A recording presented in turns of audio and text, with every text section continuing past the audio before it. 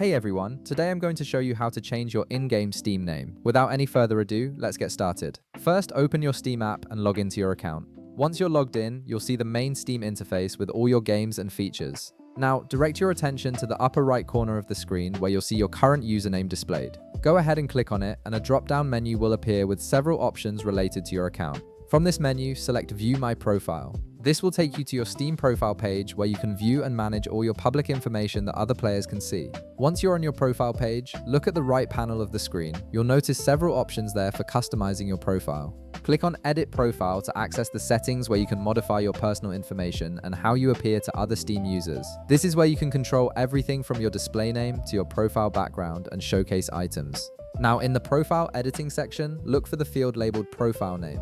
This is the crucial part because right below this label, you'll see your current in-game name displayed. This is the name that appears when you're playing games, chatting with friends, or participating in the Steam community. It's what other players will see during multiplayer sessions and in your game activity. Go ahead and delete your current name completely from this field.